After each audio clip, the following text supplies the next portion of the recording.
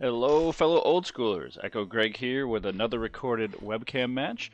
This is the top 8 quarterfinals of the Guildhouse winter event. It is a Swiss style event, meaning we played one match a week, repaired every round against someone of a similar record, with a cut to a top 8. It was EC, which means 4 strips and mana burn. Here is my deck. The Green Lightning. You've seen this before, but real quick running through it. 4 Pixies, 4 Urnums, 3 Sprites, 4 Llanowar Elves, 4 Scavenger Folk, 4 Scrub Sprites.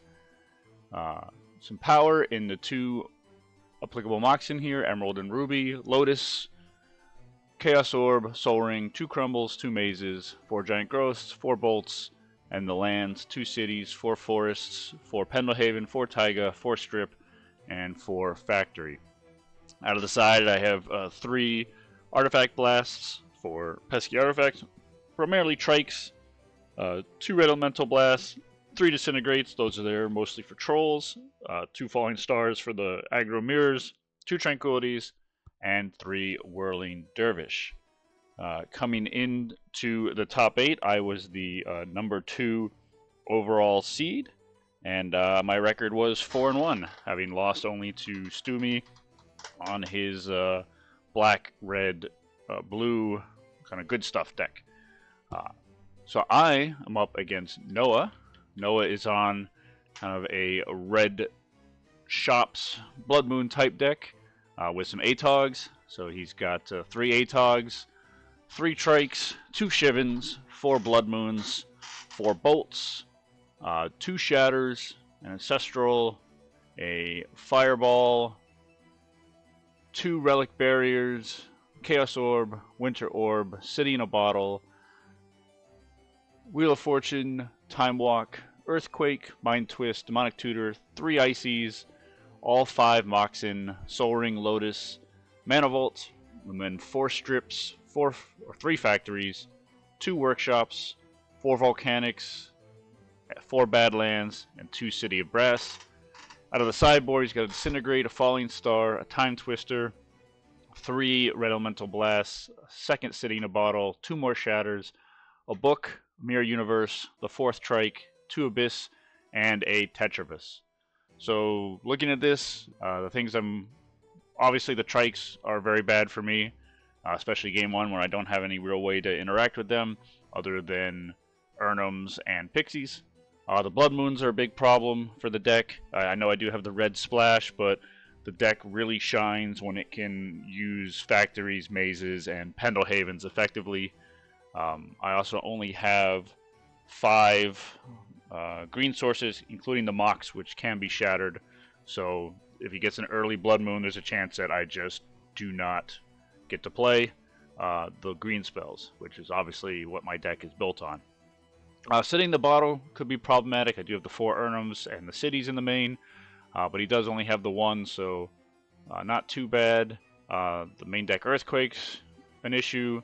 Ices can really slow me down, so and obviously Bolts can really slow me down too, taking out my guys. So this is going to be a tough matchup. I think his deck is heavily favored against my own. I do have the ability to get there, obviously. I mean, it's old school Magic. Variance is a thing. And the red splash will very help me games 2 and 3 when I'll be able to bring in Artifact Blasts. And also, I mean, he'll be bringing in Abyss and probably the extra Trike for sure, and the Falling Star. So I'll be bringing in the Blasts, probably the Blue Elemental Blasts, because the Ancestral, really one of the ways that he's got a lot of one-offs that can really do me damage, so stopping him from drawing that is pretty important. And obviously Tranquility is for the Abyss, because that's going to be a big problem. Alright, so let's get into the match here.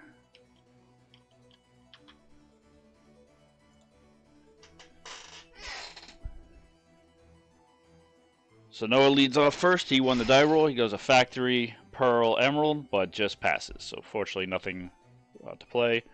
I lead off with a Forest into a Llanowar. And there's a shop, so he's already at trike mana, but fortunately does not seem to have a trike. He just activates and swings in for 2. And then passes back. So I'm going to draw my own factory.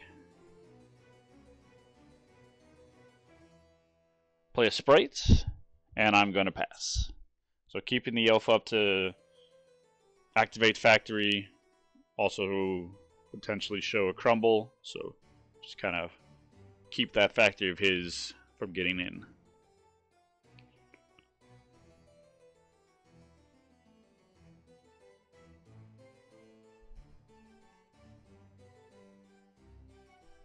No, it just passes back, so I untap. Play another forest. Swing in for 1. And then I'm going to drop an Urnum. So turn 3 Urnum feels pretty good. There's a Volcanic.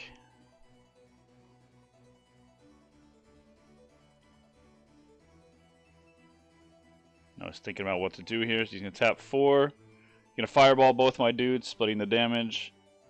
And then he's going to play his City Bottle. So he had the one-off City in a Bottle. He will take a mana burn because he can't spend that mana on anything that's not casting artifacts, so he can't pump. But yeah, that's a little painful. So I drop a Maze, and then I play a Pixies and a Sprites. So rebuild the board a little bit, but having that 4/5 would have really helped.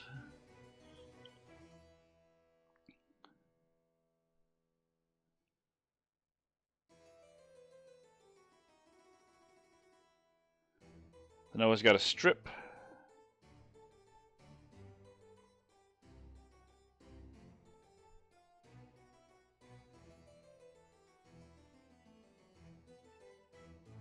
And he's going to tap 2 and play an Atog. So he's got 3, potentially 4 artifacts to sacrifice. So that's Atog is going to do a good job of keeping me from attacking with the ground creatures, but I have a Maze, so it's not going to do much to me. But then Noah's also got a strip, so I'm just going to crack in for 1, getting what damage I can in, so Noah drops to 17. And then I'm going to play a second Pixies and pass.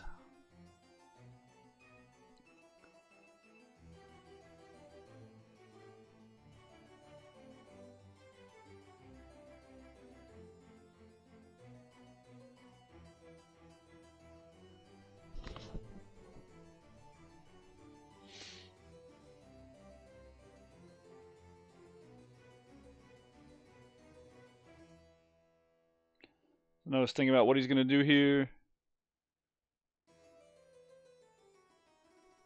Life totals are still pretty high. So even with an Atog attack, if I didn't block and he strips my Maze, it's only 3, 5, 7, 9 total damage. He is going to Earthquake for 1. So that drops me to 17 and him to 16.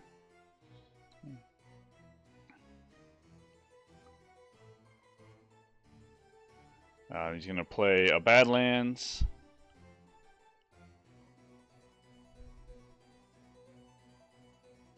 Trying to figure out if he wants to strip my Maze here.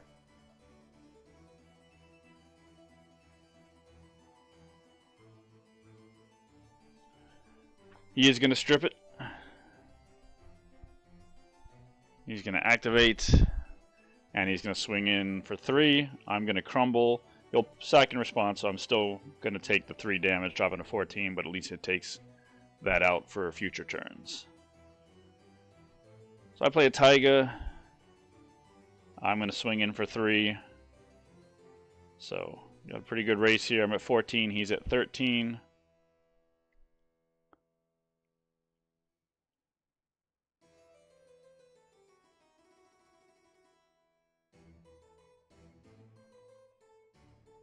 Trying to figure out how he wants to sequence his mana here. So he's going to play 4, play an Icy.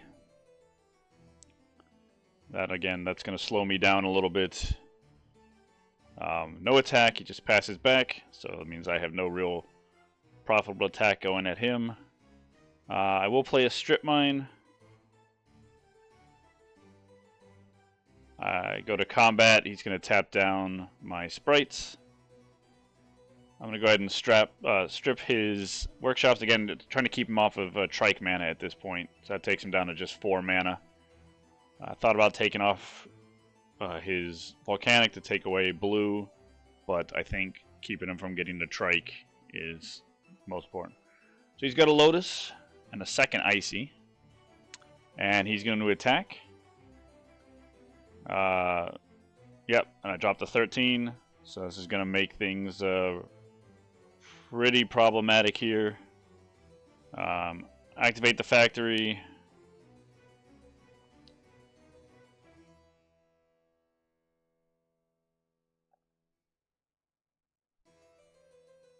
And I swing for 3, putting him down to 10, and then I pass. So I did the math a little wrong here. He has 13 worth of sacrificing on board. The Atog, and then sack the 6 artifacts he has. So should have left the sprite up to block, but did or at least the factory to force him to sack more than one thing, but didn't do the math right, and so I am going to. He's just tapping all my stuff right now to make sure I can't do anything in response, and then he's going to sack everything, and that's 13, and we move to game 2. So mistake on my part there. I miscounted, but left the opening and Noah took it. And so Noah takes down game number 1. So as I said, definitely bringing in the artifact blasts. Assume he's going to bring in the Abyss, so I'm going to bring in the Tranquilities. And then bring in the Red Elemental Blast because, again, Ancestral Time Walk can do some real work. If he brings in the Twister as well, that would be very good against me. Again, don't want him to be able to get the card advantage because he has a lot of minimal stuff that can really do damage to me, and I gotta kind of just hope that he can't draw it. So I gotta keep him from the card advantage cards. So I'll be on the play. I start off with a Forest into a Scavenger Folk.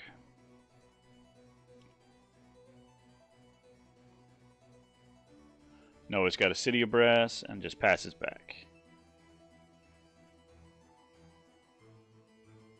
I've got a strip. I'm going to immediately strip the city. He's got a Bolt, so he'll go to 19, and then I'll play a Scrub Sprites and pass. Volcanic. Factory of Mayan, swinging for 1, putting him to 18, and I just pass back, no creatures.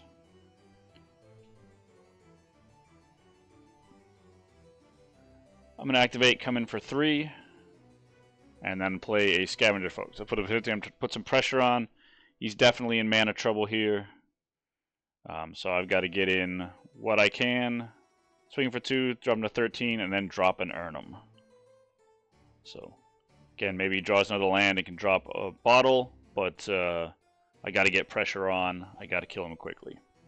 He does have a Jet, and he Earthquakes for 1, so it's going to kill just the Scavenger Folk. Drop him to 12 and me to 19. We've got a strip. I'm going to take him off his Volcanic. And I'm going to swing in for 7, putting him down to 5. He draws a strip and, yeah, just packs him up. Even being able to strip away the factory. So very, very quick game 2. Unfortunate for Noah there. He got a little mana screwed. He was on a mulligan, so he kept the hand with 2 land, which is probably pretty good. But I had a strip on my turn 2 to take care of his first mana source, and then he just kind of got mana screwed and didn't draw another source for a little while. And then as he was starting to get more, I had a second strip, but by then I already had a lot of power on the board and an Urnum, so looking pretty bad. So I take down 2. Noah will be on the play for game number 3. So we'll see how it goes. So Noah is going to do a turn 2 Time Walk into a turn 3. I had just a Forest on My turn 1, no turn 1 play, which is unfortunate. I did mold to 6 on this one, so...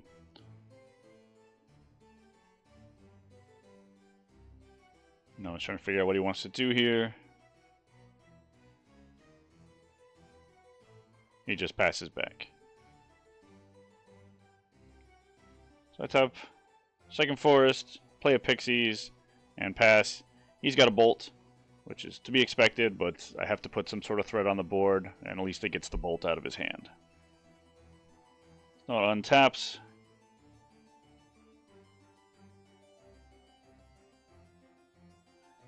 Drops a Mox, activates, comes in for 2, putting me to 18, and just passes back. So he's got a Volcanic and a Strip, play a Taiga, play an Elf, play a Mox, and just pass. So not a whole lot going on at this point yet.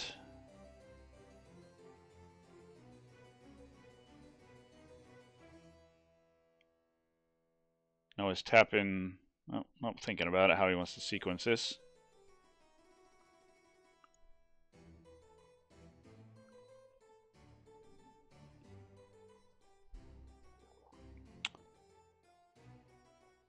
Plays a City in a Bottle, a preemptive one, because I was getting up to earn a mana.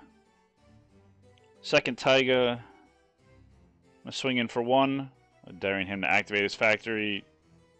He does not, he just takes the 1, and I pass back. Nothing from Noe, he just passes back to me. Swinging for 1 again, yeah. And then I play my own factory. So I got 2 in hand. Nothing from Noe, just passes back. Activating, coming in with both. No blocks, so it drops him down to 15. So again, Noe is just not wanting to just throw away that factory. I mean, lots of things I could have. I could have a Crumble. I could have a Giant Growth. I could have a Lightning Bolt. But there's the Trike. Again, one of the worst cards to see for my deck. He shoots the Elf, and then I go ahead and bolt the Trike just to get it out of the way. I do take 2 from it, dropping to 16. I play another factory, activate, come in for 3, dropping Noah down to 12. And I pass back.